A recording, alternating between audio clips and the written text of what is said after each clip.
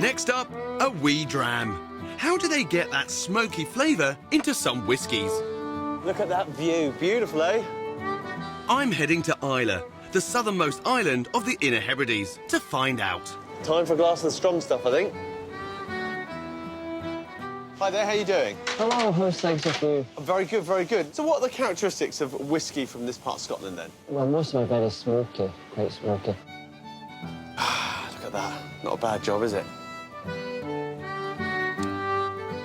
Wow, that is smoky.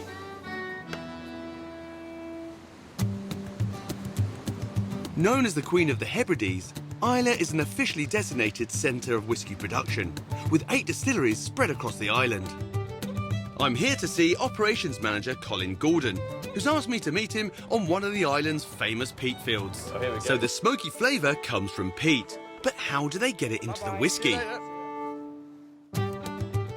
Colin's taken me to the maltings, where the barley is malted before it goes anywhere near a distillery.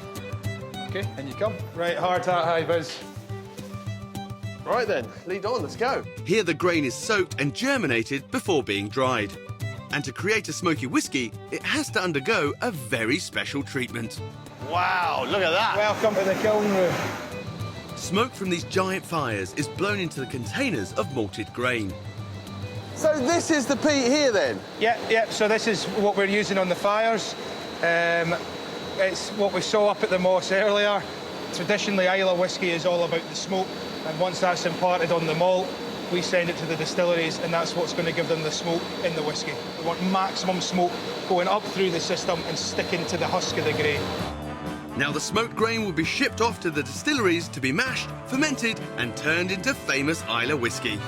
But how does that smoky flavour survive the long distillery process into a glass of whisky? Colin's brought me to the maltings laboratory. This is where we're going to analyse the malt for phenol, which is going to impart the flavour further on the line in the whisky. You're saying phenol. What do you mean, phenol? So phenol is just a compound that is produced from the smoke. It's an organic compound. When you ignite the peat, you will release phenol, and that's what sticks to the husk of the grain, and that's what, through the process, will give you your smoky character of your whisky. So just like when you stand by a bonfire and the smoke gets onto your hair and clothes, the phenols from the peat smoke stick to the husks of the grain. So this is finished malt. We analyse this in the lab here to see how high the phenol content is. They will probably be sitting normally between about 30 and 40 phenol. It smells like a really fine cigar, doesn't it? That's a cracker. That's about a 45 phenol, I'd say. Wow! And you can tell the phenol level just by smelling them? Not quite. I wish I could. I wish I could. It would save us money in the lab, certainly. No, we really need to run it through some tests, and that'll tell you the amount of phenol in the grain. The higher the levels of phenol, the stronger the smokiness of the whisky. So tell me, do different peats add different flavours to the whisky? Peats are made up from different plants, organic matter. So on Islay we have a high percentage of sphagnum moss and heather. If you go to maybe somewhere like Orkney, there's a lot more woody material. So absolutely they will produce different phenolic flavour profiles. And by the time it's sitting in a cask ready to mature for 16 years, that smokiness will stick with it right through till bottling.